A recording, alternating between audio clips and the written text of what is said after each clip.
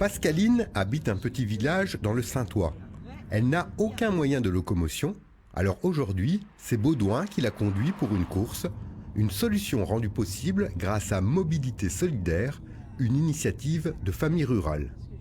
Aujourd'hui, les personnes qui habitent dans des communes rurales éloignées donc des centres-bourgs ont besoin de se rendre, qui chez le médecin, qui chez le dentiste, voire faire des courses, aller chez le coiffeur tout simplement, rencontrer des amis. Et le bus ne répond pas toujours aux besoins des personnes puisqu'il se situe soit le matin, soit le soir, alors que là, le transport est organisé dans la journée en fonction des besoins de la personne. Donc c'est une véritable souplesse qui est permise. Le principe est simple, les personnes inscrites à Mobilité Solidaire appellent pour demander de l'aide pour un déplacement, puis l'association contacte son réseau de bénévoles pour trouver quelqu'un de disponible.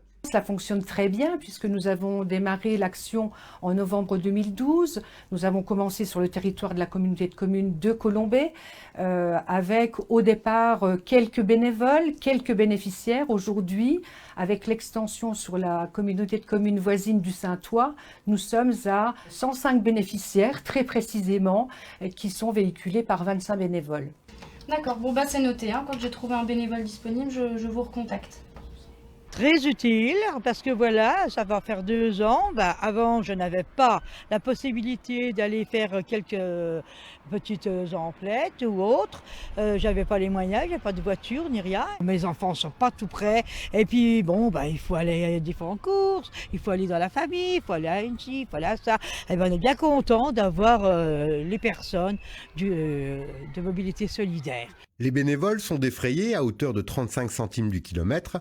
Et grâce au financement du conseil départemental, de la CAF et des 2 communautés de communes concernées, la participation demandée aux usagers est minime, 10 centimes au kilomètre. Je pense que c'était le besoin effectivement de trouver un moyen de déplacement peut-être déjà peu onéreux pour des personnes qui ont des faibles ressources, puisque cette action est réservée bien évidemment à un public qui est ciblé, qui répond à certaines conditions, notamment donc de ressources, de situation sociale, d'absence de moyens de déplacement, et d'autre part parce que au-delà du simple déplacement, nous accompagnons les personnes pour éventuellement les aider à faire leurs courses. Nous les accompagnons par exemple à l'hôpital lorsqu'une personne âgée doit se rendre à une consultation. C'est pas toujours très simple et donc nous, le bénévole accompagne la personne dans ses déplacements. J'emmène des personnes de mon village puisque normalement la mobilité solidaire fait en sorte qu'il y ait le moins de kilomètres possible entre le bénévole conducteur